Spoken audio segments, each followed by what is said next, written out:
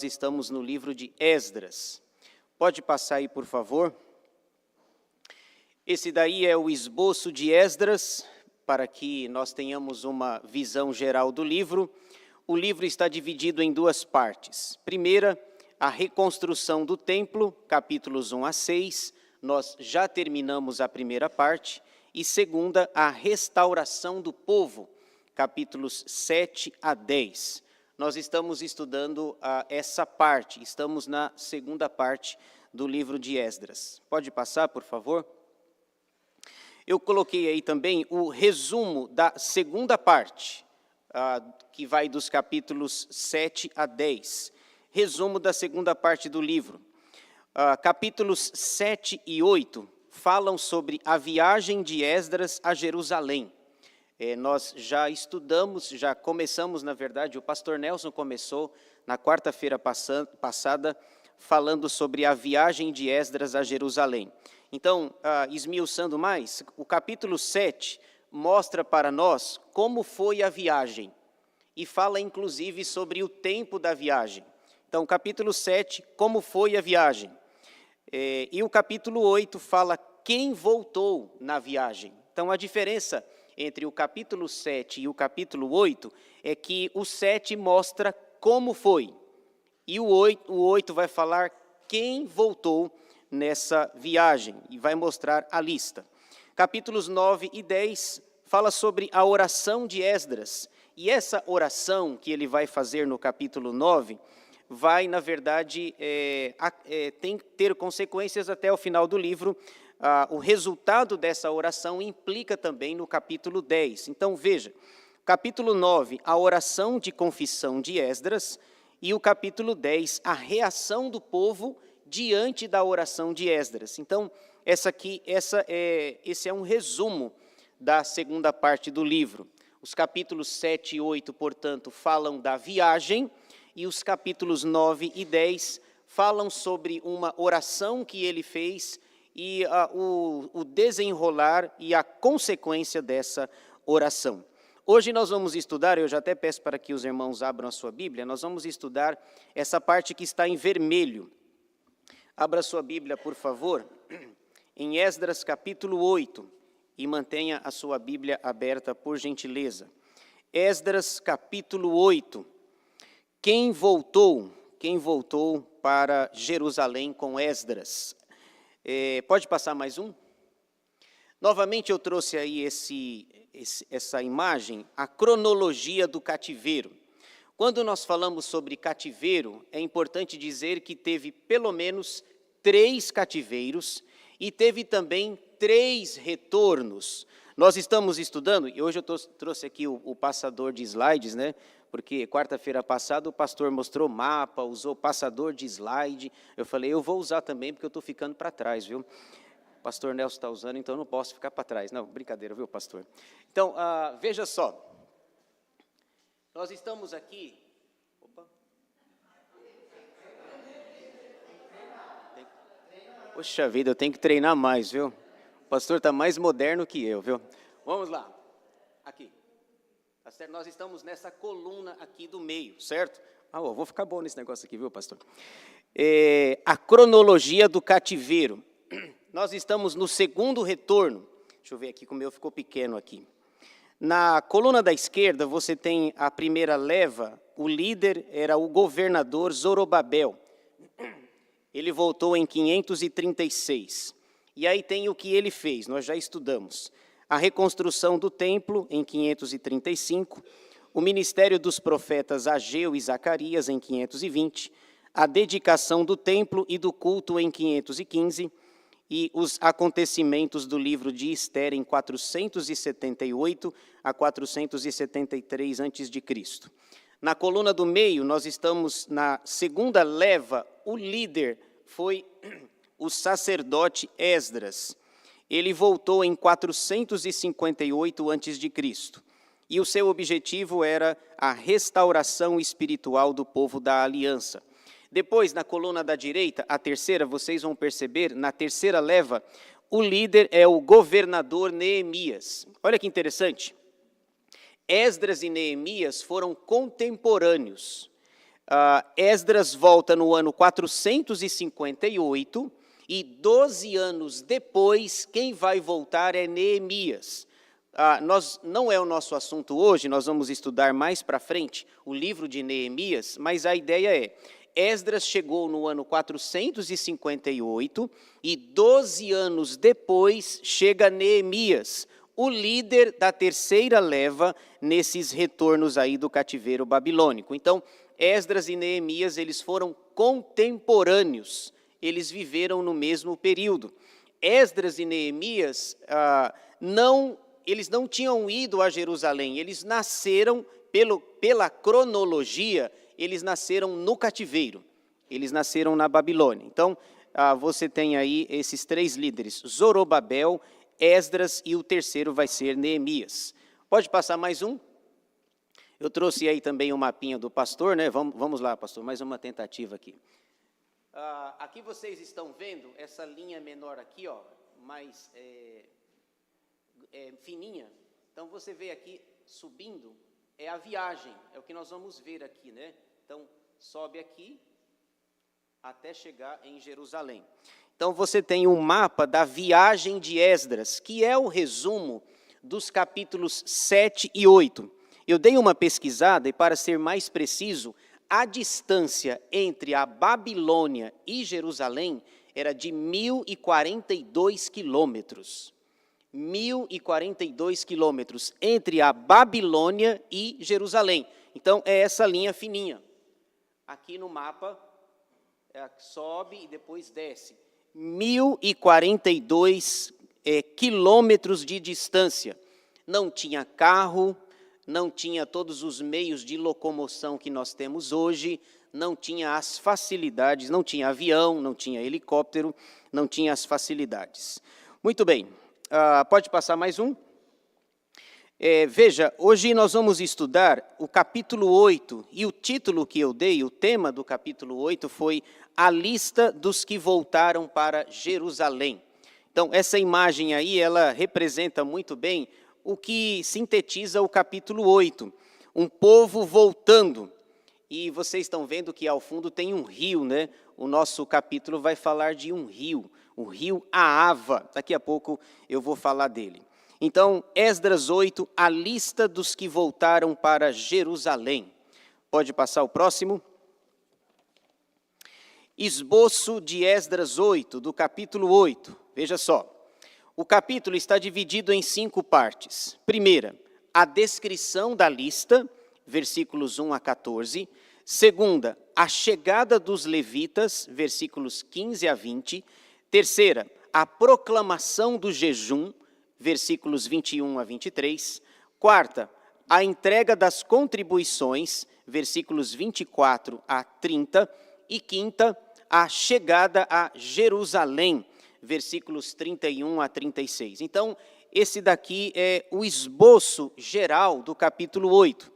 E talvez a primeira impressão que eu tive, irmãos, ao ler este capítulo para preparar o estudo, talvez seja a impressão sua também, a minha primeira impressão é que é um capítulo muito árido. Parece não ter ensinamentos, não ter lições. Quando eu li, são 36 versículos, tem este capítulo, cheio de nomes, de descrições, de um rio que a gente não faz nem ideia, né, não está acostumado, o rio Ahava. Eu pensei, bom, eu acho que esse aqui vai ser rápido. E aí eu comecei a estudar de uma forma mais aprofundada o capítulo 8. E a gente vai ficar só no capítulo 8, devido à riqueza de conteúdo e de detalhes que tem neste capítulo. Mas confesso a vocês que a primeira impressão que eu tive ao ler o capítulo 8 foi de ser um capítulo extremamente árido e sem muito ensinamento para nós. Mas os irmãos vão perceber quantos detalhes e quantas riquezas que nós encontramos aqui. Então, vamos detalhar aí cada uma dessas 5 partes. Primeira parte, a descrição da lista, versículos 1 a 14. Veja só como começa o nosso texto, versículo 1. Os chefes que voltaram no reinado de Artaxerxes. São estes os cabeças de famílias, com as suas genealogias, os que subiram comigo da Babilônia no reinado do rei Artaxerxes. Veja, cabeças aqui são os líderes, os chefes. Então, Esdras está dizendo, ele vai mostrar, vai fazer uma descrição dos nomes daquelas pessoas, daqueles líderes que voltaram com ele na segunda leva do cativeiro babilônico.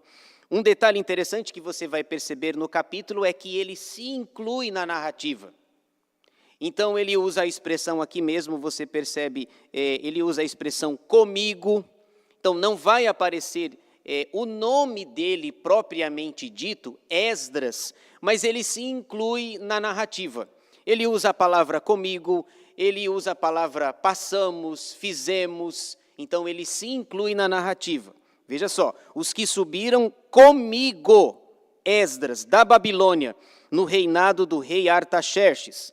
O pastor Nelson já destacou, esse Artaxerxes aqui é diferente do Artaxerxes do capítulo 4, certo? O Artaxerxes do capítulo 4 faz oposição ao povo de Deus. Esse daqui, dos capítulos 7 e 8, ele não faz oposição, ele apoia o povo de Deus na reconstrução do templo lá em Jerusalém. Veja só, esse Artaxerxes, ele é citado também no capítulo 7. Nós já vimos, mas vale a pena voltar lá. Veja aí 7:1 de Esdras. Passadas estas coisas, no reinado de Artaxerxes, rei da Pérsia, Esdras, filho de Seraías, filho de Azarias, filho de Ilquias, aí o texto vai mostrar até chegar em Arão, que foi o primeiro sumo sacerdote da história, irmão de Moisés. Então, em 7:1 e 8:1, nós temos aí a descrição desse rei Artaxerxes. Um detalhe interessante é que Artaxerxes teve um governo longo. Ele reinou de 465 a 424 a.C. O seu governo, o seu reinado durou 41 anos. Portanto, um reinado longevo, duradouro, 41 anos. E olha como a Bíblia é maravilhosa. Se ele começou a reinar em 465, Esdras vai dizer que o povo retornou no 7º ano do seu reinado. Veja aí, por exemplo, capítulo 7, versículo 7. Esdras dá esse detalhe para nós. Esdras 7:7. Também subiram a Jerusalém alguns dos filhos de Israel, dos sacerdotes, dos levitas, dos cantores, dos porteiros e dos servidores do templo, no 7º ano do rei Artaxerxes. Irmãos, se vocês fizerem uma conta, 465 menos 7 é igual a 458. É o que nós mostramos agora há pouco naquele slide anterior, na coluna do meio. A conta bate exatamente. Ele começa a reinar em 465, tira 7, vai para 458, bate precisamente com aquela coluna do meio, aonde Esdras é o líder da expedição ou da volta do cativeiro. No 7º ano do reinado de Artaxerxes, portanto, corresponde ao ano 458 a.C. Muito bem, agora ele vai citar aí, versículos 2 a 14, a descrição dos nomes. Veja só. Nesses nomes aqui, nós temos nomes que são mais conhecidos, nomes menos conhecidos e nomes que você acha feio e estranho. Certo? Então, já vou resumir logo para você. Basicamente, é isso que vai acontecer. Nomes mais conhecidos, menos conhecidos, estranhos e feios. Certo? Eu desconfio que você vai dizer isso. Vamos citar aí, vamos ver a lista dos chefes, ou dos cabeças. 8:2. Dos filhos de Finéias, Gerson. Dos filhos de Itamar, Daniel. Dos filhos de Davi, Atus. Deixa eu só parar um pouquinho aqui e falar sobre Finéias. Finéias é um desses nomes conhecidos. Finéias foi o terceiro sumo sacerdote da história do povo de Israel. Finéias era neto de Arão. Lembra disso? O primeiro sumo sacerdote foi Arão, o segundo foi Eleazar, filho de Arão, e o terceiro foi Finéias. Então, Arão, Eleazar, Finéias. Então, esse Finéias, inclusive o Finéias, lá na narrativa lá de Levítico, ele é elogiado porque ele acaba tendo alguém lá que está dando problema para a comunidade e ele toma uma atitude e esse Finéias é elogiado. Então, esse Finéias, dos descendentes de Finéias, dos filhos de Finéias, esse aqui é um nome famoso. Itamar também, Itamar era um dos filhos de Arão. Então, você vai ter nomes mais conhecidos e menos conhecidos. Portanto, esse Finéias, lá de trás, foi o terceiro sumo sacerdote da história do povo de Israel. Aliás, eu estava até com uma dúvida, talvez seja a sua também. Eu sempre tive a dúvida se Esdras era sumo sacerdote ou não. Mas segundo os universitários, eu consultei os universitários, um deles era o pastor Nelson. E ele disse que não.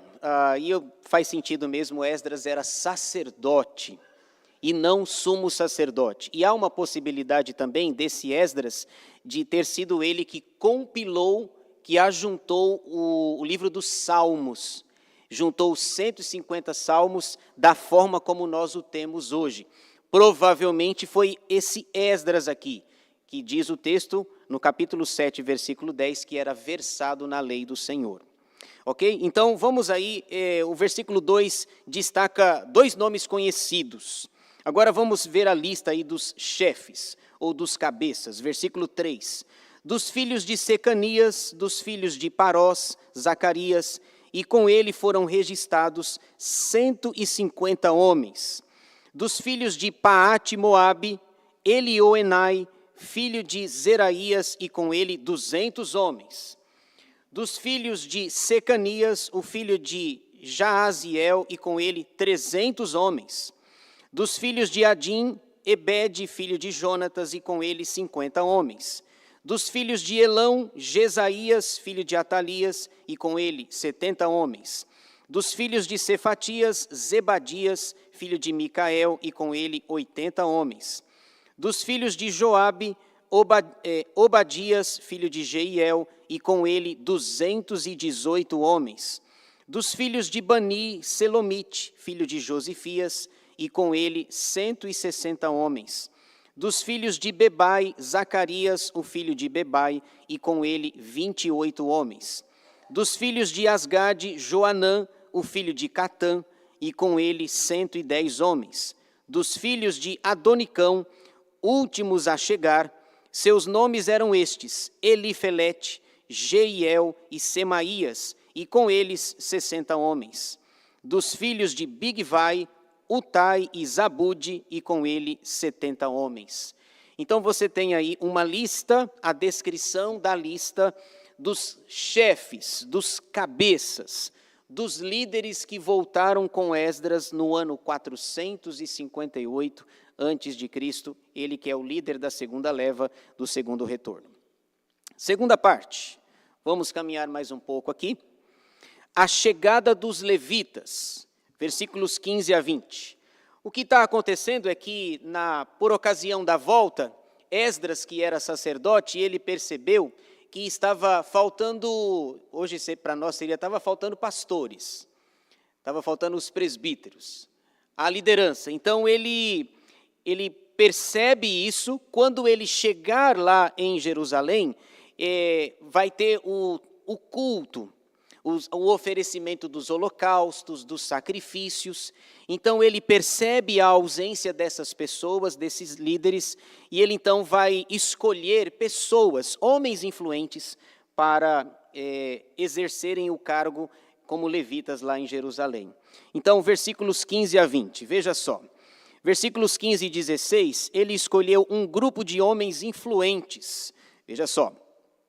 Ajuntei-os perto do rio que corre para a Ava, onde ficamos acampados 3 dias, passando revista ao povo e aos sacerdotes, e não tendo achado nenhum dos filhos de Levi, enviei Eliezer, Ariel, Semaías, Eunatã, Jaribe, Eunatã, Natã, Zacarias e Mesulão, os chefes, como também a Joiaribe e a Eunatã, que eram sábios.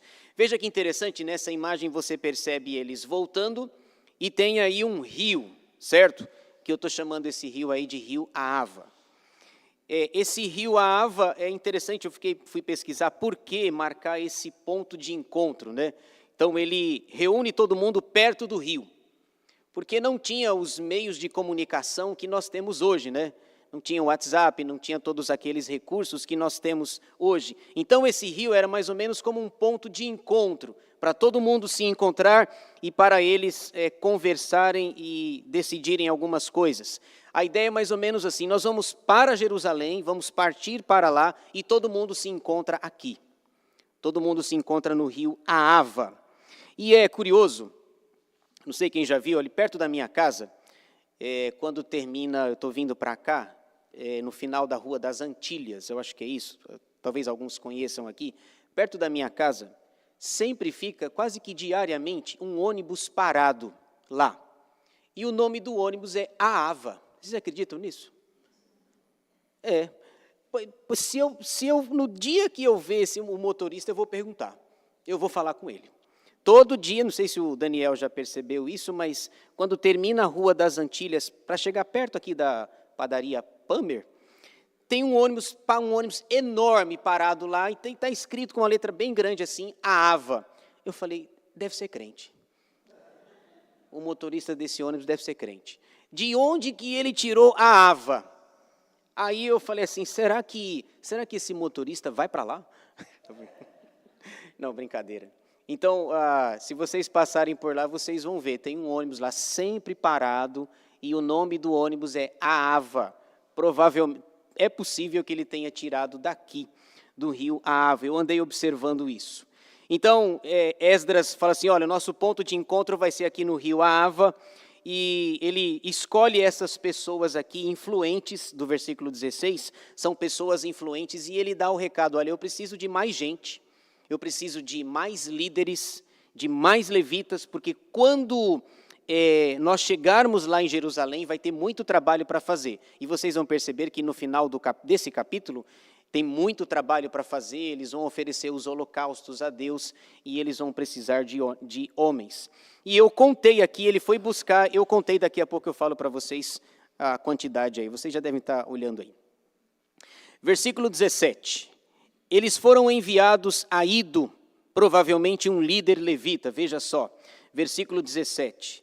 Enviei-os a Ido, chefe em Casifia, uma cidade da Babilônia, e lhes dei expressamente as palavras que deveriam dizer a Ido e aos servidores do templo, seus irmãos, em Casifia, para nos trazerem ministros para a casa do nosso Deus. Então, esse Ido aí, provavelmente era uma pessoa influente, que Esdras mandou falar com ele.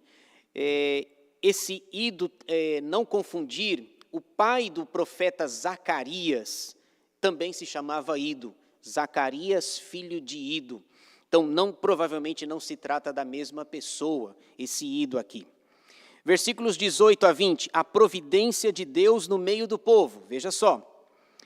Trouxeram-nos, segundo a boa mão de Deus sobre nós, um homem sábio, dos filhos de Mali, filho de Levi, filho de Israel, a saber, Serebias. Serebias é este homem sábio, com seus filhos e irmãos. 18.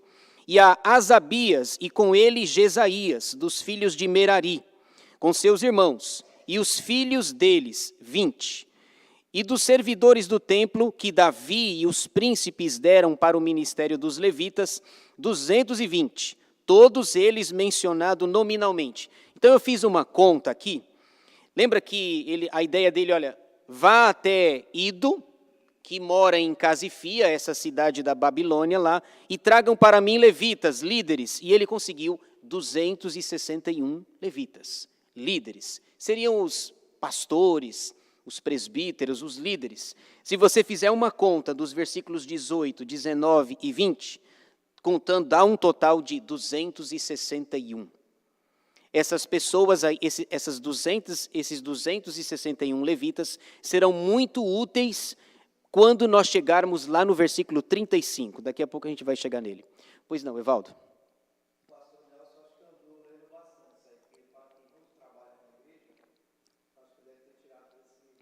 Será? É possível, viu? Tirou daqui, né? Muito bem, então ele conseguiu, nessa ida aí, vão até a casa de Ido lá, 261 levitas. Muito bem, terceira parte. Então veja, o capítulo que parece árido, tem coisas preciosas aqui, ainda vai aparecer mais pérolas. Veja só. Terceira parte, a proclamação do jejum. A ideia é a seguinte, eles vão voltar. Está todo mundo reunido ali em torno do rio, que é o ponto de encontro. E ele faz uma proposta. Antes de nós voltarmos, de fazermos essa viagem, 1.042 quilômetros, vamos orar. Veja, vamos jejuar. Vamos buscar a face de Deus. Vamos pedir proteção ao Senhor. E veja, vocês se lembram quanto tempo durou a viagem? 500 dias? Acho que 4 meses. 5? Acho que está no capítulo... Deixa eu ver aqui. No capítulo 7, versículo 8. Esdras chegou a Jerusalém no 5º mês, no 7º ano deste rei. Então, ele saiu no primeiro mês, né? Saiu no primeiro mês, chegou no 5º. Então, se nós contarmos mês 2, 3, 4, 5, 4 meses, é isso?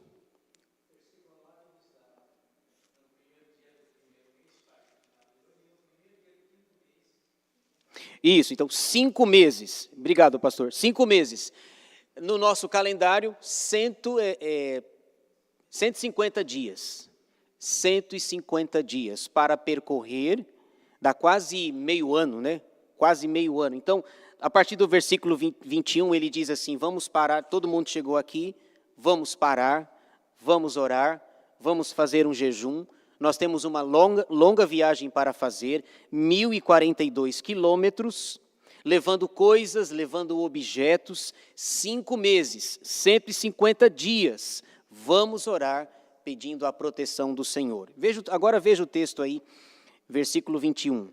Então apregoei ali um jejum junto ao rio Ahava, para nos humilharmos perante o nosso Deus, para lhe pedirmos jornada feliz para nós, para nossos filhos e para tudo que era nosso. Veja, jejum, aqui no versículo 21, fala de algo importante, o jejum. Essa prática tão negligenciada por nós, não é verdade?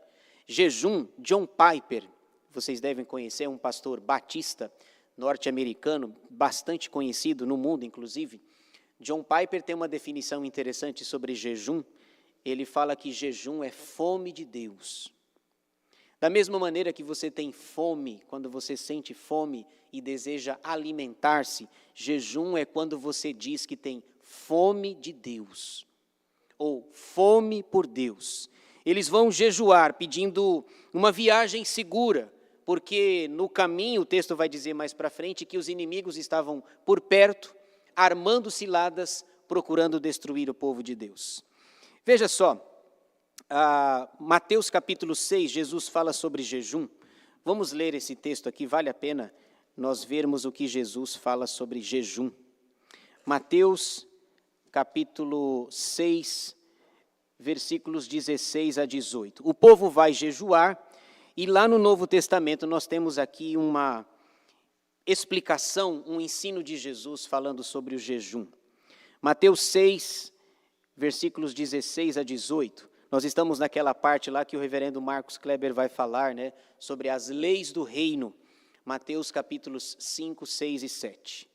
Diz assim, quando jejuardes, não vos mostreis contristados como os hipócritas, porque desfiguram o rosto com o fim de parecer aos homens que jejuam. Em verdade vos digo que eles já receberam a recompensa. Tu, porém, quando jejuares, unge a cabeça e lava o rosto, com o fim de não parecer aos homens que jejuas, e sim ao teu Pai em secreto, e teu Pai que vê em secreto te recompensará. Então nós temos aqui o ensino do nosso mestre falando sobre o jejum. Não fique com o rosto contristado, abatido, para que as pessoas percebam, poxa, ele está jejuando. Jesus diz assim, quem faz isso já conseguiu o que queria, ser visto. É o máximo que ele conseguiu. Poxa, você está com a cara acabada aí e tal, estava jejuando. Acabou. Era o máximo que ele conseguiu. Agora volte para Esdras, versículo 22. O texto segue aqui. No versículo 22 fala que Esdras reconhece a ajuda de Deus. Mas tem um detalhe muito interessante aqui, que eu queria ver com vocês. Ele reconhece a ajuda de Deus, Esdras 8, 22.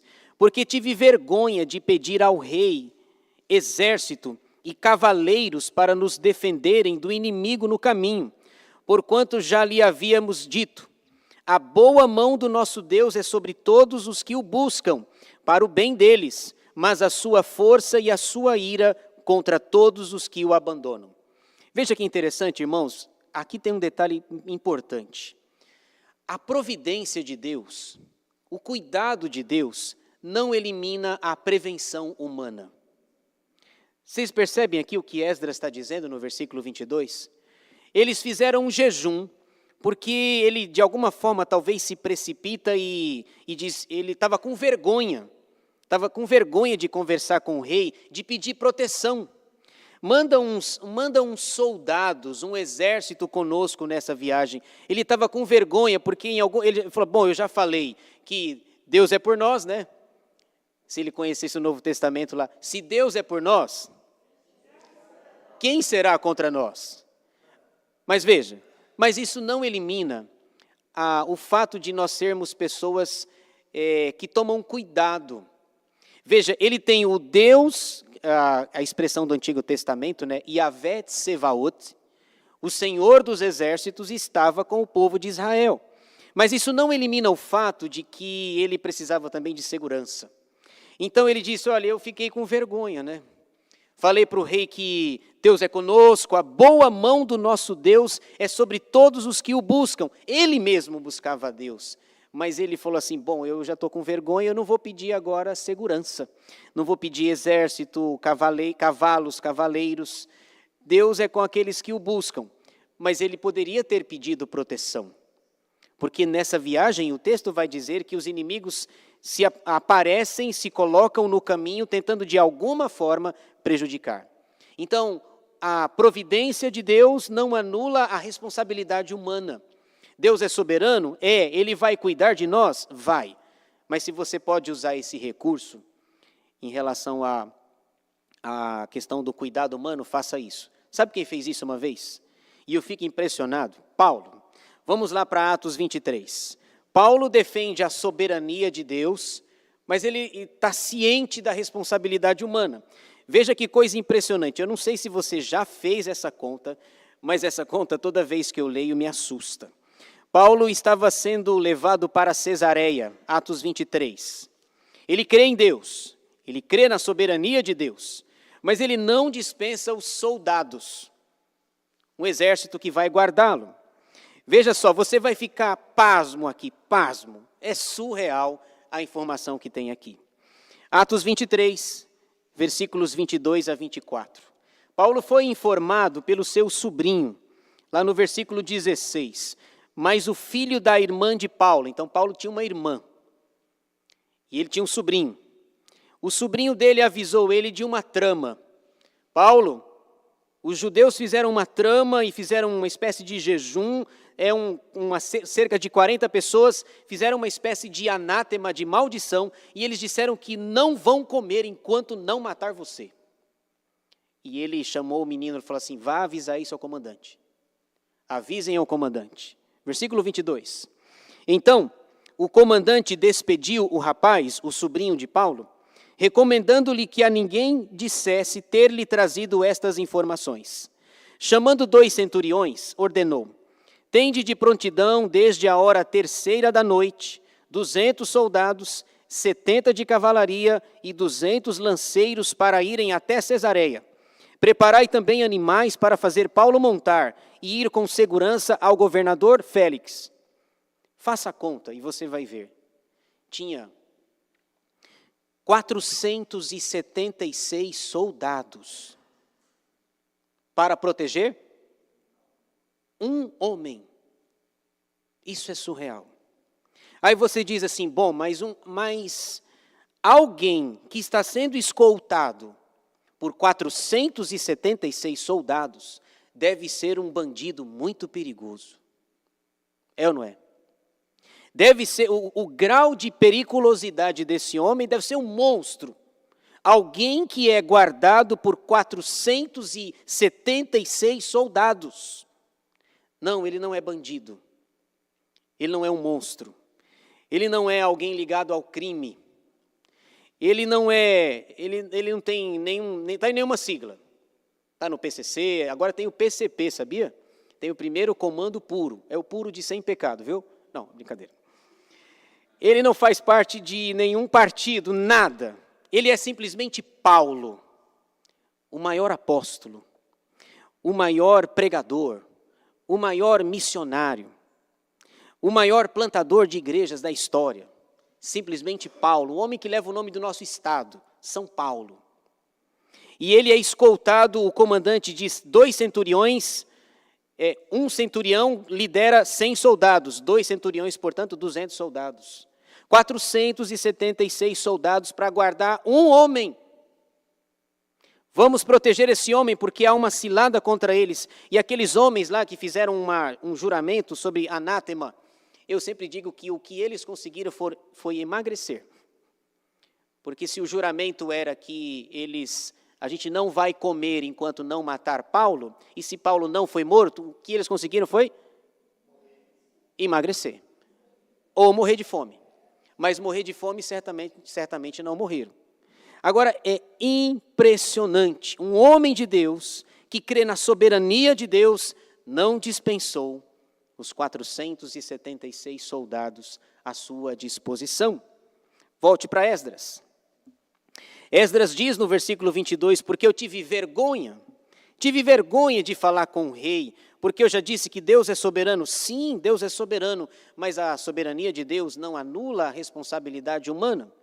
Como diz o filósofo, recém-chegado aqui, uma coisa é uma coisa, né? E outra coisa é outra coisa. Muito bem, versículo 23. Deus atendeu o pedido deles. Esdras 8, 23. Nós, pois, jejuamos e pedimos isto ao nosso Deus, e Ele nos atendeu. Deus atendeu. Boa viagem. Vocês vão sem os soldados, sem a proteção, porque eu fiquei com vergonha. Mas os inimigos vão aparecer. Precisamos da proteção do Senhor, mas a proteção do Senhor não anula a responsabilidade humana.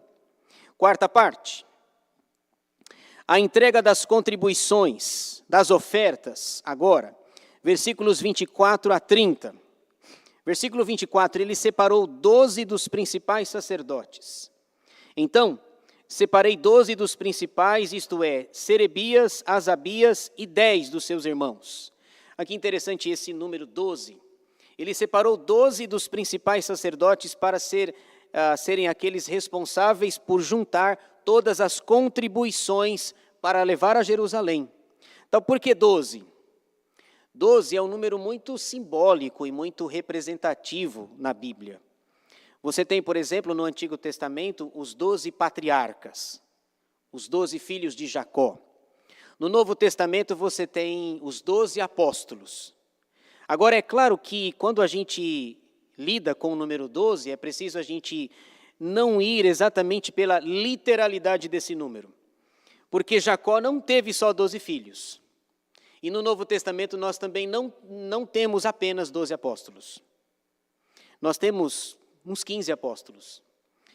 Tem os 12, depois Judas morreu, entrou o Matias, depois Barnabé é chamado de apóstolo, lá em Atos, e também o próprio apóstolo Paulo. Então nós teríamos nessa conta aí pelo menos 15 apóstolos.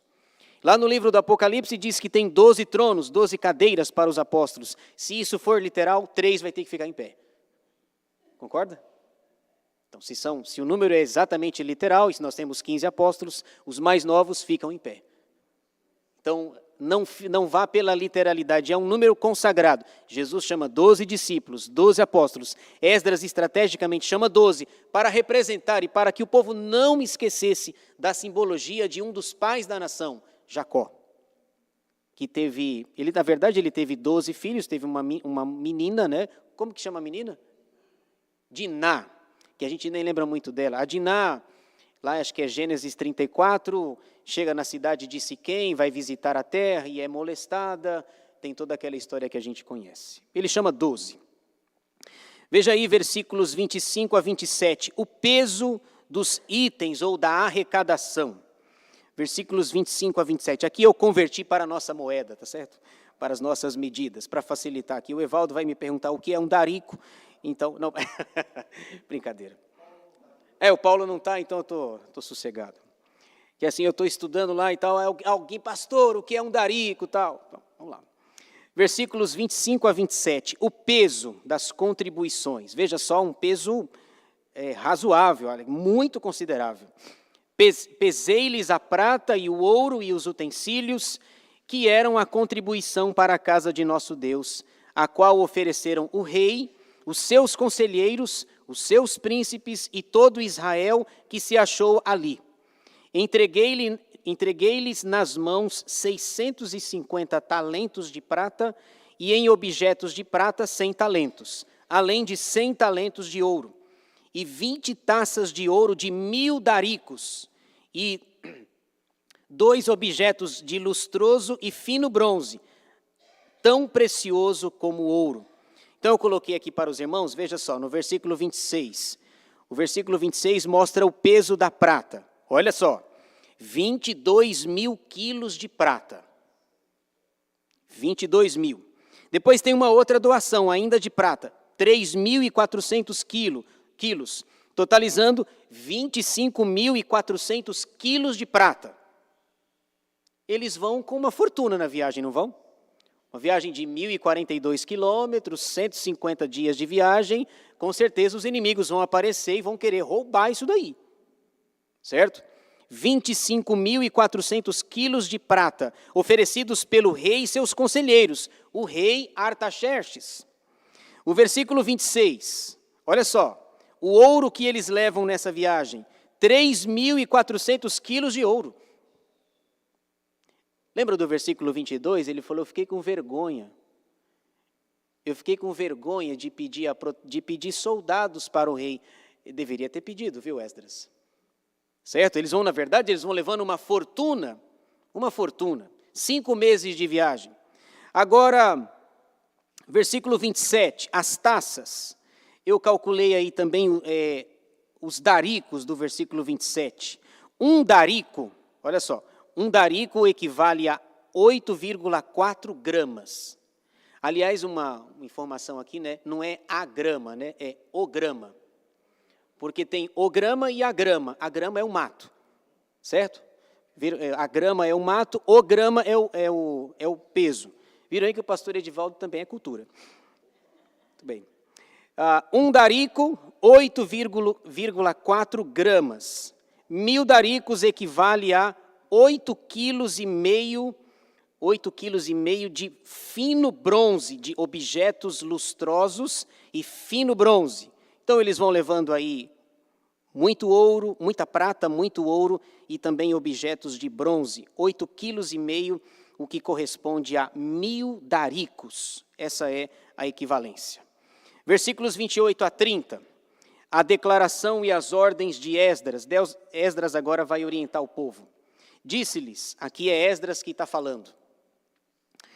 Vós sois santos ao Senhor, e santos são esses objetos, como também esta prata e este ouro, oferta voluntária ao Senhor, Deus de vossos pais.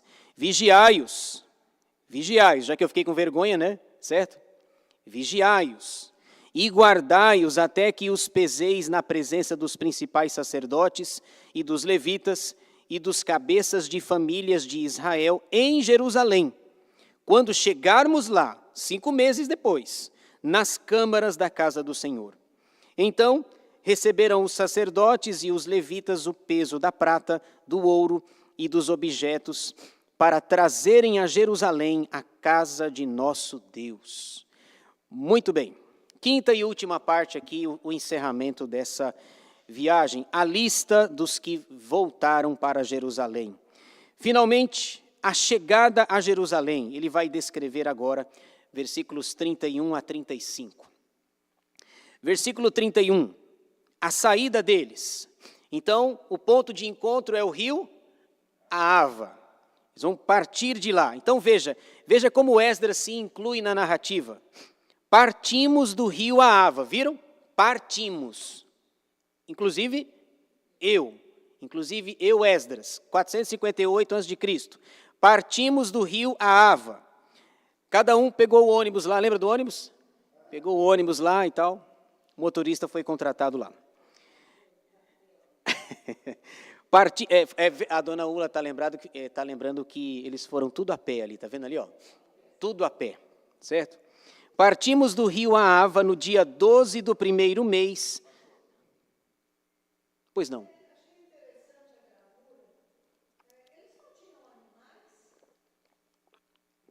Tinham. Os animais, é que nessa foto aí não aparece, né? Nessa gravura, mas tinham. Inclusive eles voltam, acho que lá nos capítulos anteriores, eles levam os animais, talvez isso deixe a viagem mais demorada ainda, né? Mais demorada. Jacó, por exemplo, quando estava, depois de viver 20 anos com seu sogro, o Labão, quando ele volta para a casa dele, ele volta com um monte de criança, lembra disso? Volta com um monte de filho, volta com os animais também, o irmão dele quer fazer uma escolta.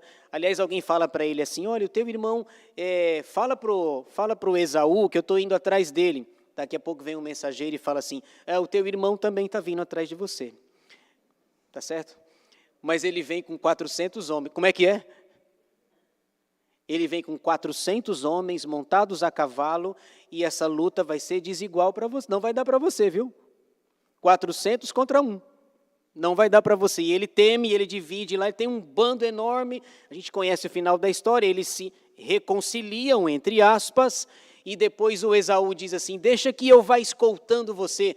Não, meu irmão, pode ir. Eu vou no passo dessas crianças aqui. Eu vou no passo das crianças e dessas vacas aqui de leite e tal. Então, vai na frente aí, que eu vou cantando aquela música, ela é devagar, devagar, devagarinho. Não, brincadeira. Não tinha essa música, não. Veja só, partimos do rio Ahava no dia 12 do primeiro mês, a fim de irmos para Jerusalém. E a boa mão do nosso Deus estava sobre nós, e livrou-nos das mãos dos inimigos e dos que nos armavam ciladas pelo caminho. Claro, estão levando uma fortuna, não é verdade? Deus livrou, Deus abençoou, ele ficou com vergonha, mas Deus cuidou dos seus servos. Versículos 32 a 34, a chegada deles finalmente. Chegamos a Jerusalém, a Bíblia é rápida, né? Chegamos a Jerusalém, 5 meses depois, e repousamos ali 3 dias. Sabe quem fez a mesma coisa? Neemias. Está aparecendo para vocês ali, Neemias 2:11, diz que quando ele voltou também, ele descansa 3 dias. Claro, uma viagem cansativa. 150 dias, então eles repousam 3 dias.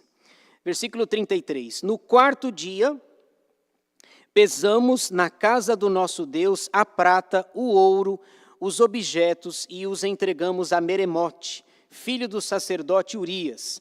Com ele estava Eleazar, filho de Finéias. Veja, aqui não são os originais, certo? Não é o primeiro Eleazar, também não é o primeiro Finéias. Mas como eram nomes muito conhecidos, havia sempre essa repetição de nomes. Uma espécie de homenagem, né? Então, Eleazar, ela é o contrário lá atrás, né? O Eleazar é o pai, né? Com ele estava Eleazar, filho de Finéias, e com eles Josabade, filho de Jesua, e Noadias, filho de Binui, levitas. Tudo foi contado e pesado, e o peso total imediatamente registrado. Muito bem, versículo 35. O povo adora, a adoração do povo. Lembra que ele mandou buscar os levitas lá, os 261 levitas, os líderes, agora eles entram em ação, eles chegaram e tem muito trabalho para eles. Os holocaustos serão oferecidos segundo a lei de Moisés. Versículo 35. Os exilados que vieram do cativeiro ofereceram holocaustos ao Deus de Israel, 12 novilhos por todo Israel, talvez um número representativo aqui, as 12 tribos, 96 carneiros, 77 cordeiros e, como oferta pelo pecado, 12 bodes, tudo em holocausto ao Senhor. Essa ideia de holocausto, tudo conforme está escrito lá no livro de Levítico.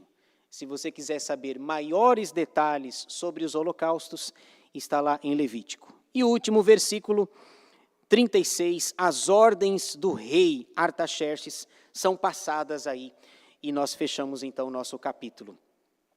Então, deram as ordens do rei Artaxerxes aos seus sátrapas e aos governadores deste lado do Eufrates, e estes ajudaram o povo na reconstrução da casa de Deus.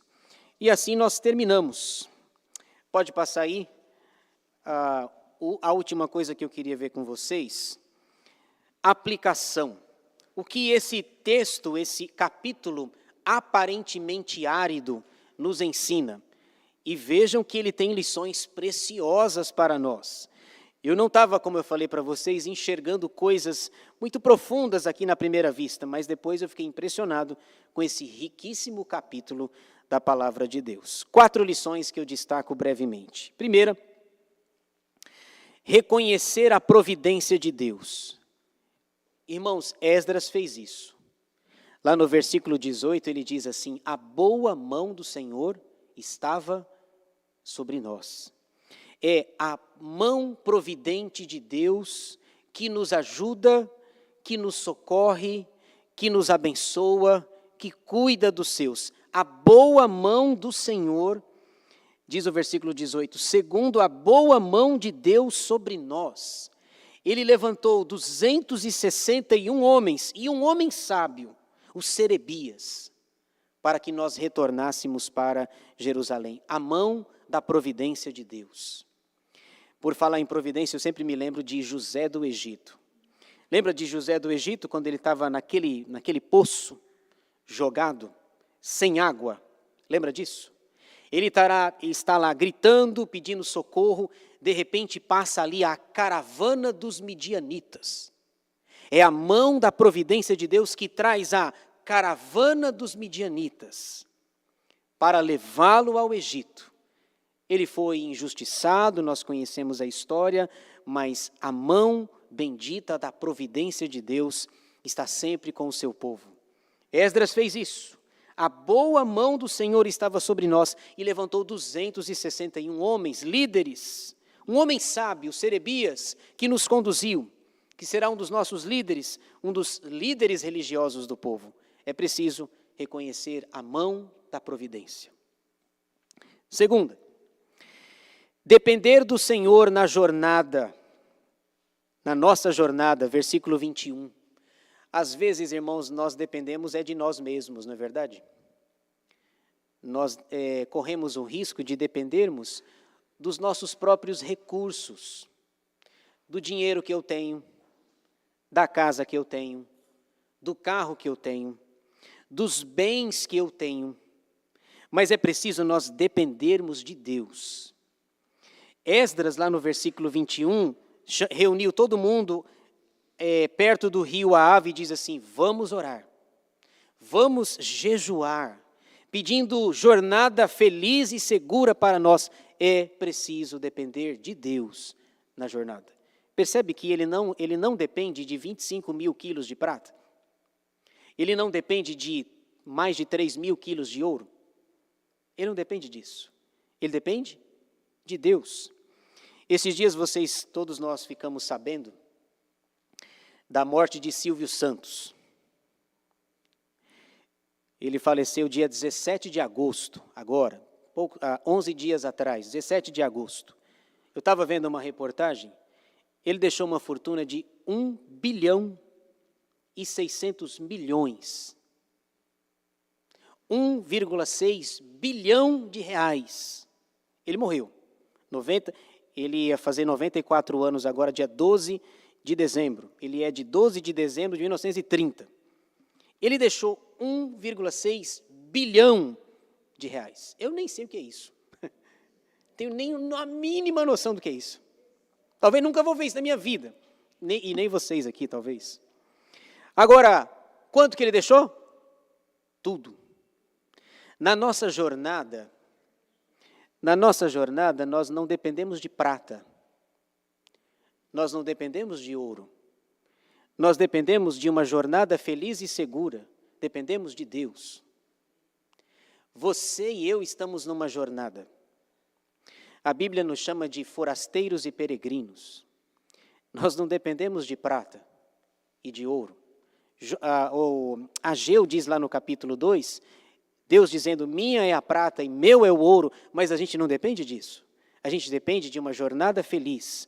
Depende do Senhor na jornada, e não de 25 mil quilos de prata. E nem de 3.400 quilos de ouro. Dependemos de Deus. Vamos orar, vamos jejuar. Temos uma longa viagem, 5 meses de viagem pela frente. Nós dependemos de Deus. Veja que capítulo espetacular. Terceira lição. Entender que Deus está conosco. No versículo 22, diz, apesar dele ter passado essa vergonha, a vergonha dele não anula a presença de Deus. A boa mão do nosso Deus é sobre todos os que o buscam. Jeremias 29:12 diz assim, buscar-me-eis e me achareis, quando me buscardes de todo o vosso coração. Deus está conosco. É verdade que eu passei vergonha. Deveria ter falado isso para o rei, mas isso não anula que eu continuo com a providência de Deus, com a soberania de Deus. Deus está conosco. Se Deus é por nós, quem será contra nós? Jesus disse isso no final do seu ministério, lá em Mateus 28. E eis que estarei convosco todos os dias até a consumação dos séculos. É preciso entender que Deus está conosco. Quarta lição e última. Veja, de um texto aparentemente árido, de nomes estranhos e desconhecidos, o rio Ahava, o nosso ônibus aqui, a caravana de Ahava, caravana para Ahava, né? Tem a quarta lição, espetacular. Viver em santidade diante do Senhor. Versículo 28. Esdras está dizendo uma coisa assim, vocês não podem se esquecer de uma coisa. Vocês, sacerdotes, 261, vocês devem viver em santidade ao Senhor. Está lá em Levítico, não está? Levítico capítulo 11, a lista dos animais puros, impuros, o que pode comer, o que não pode comer. Está lá em Levítico 19, Deus, sede santos porque eu sou santo. O apóstolo Pedro usa essa figura lá no Novo Testamento, na sua carta, sede santos porque eu sou santo. E Pedro tira essa citação lá de Levítico. Vocês não podem se esquecer que vocês são santos, santos no mundo. E como santos, devem viver em santidade. E para nos exortar mais ainda, Hebreus 12:14 diz, segui a paz com todos e a santificação, sem a qual ninguém verá o Senhor.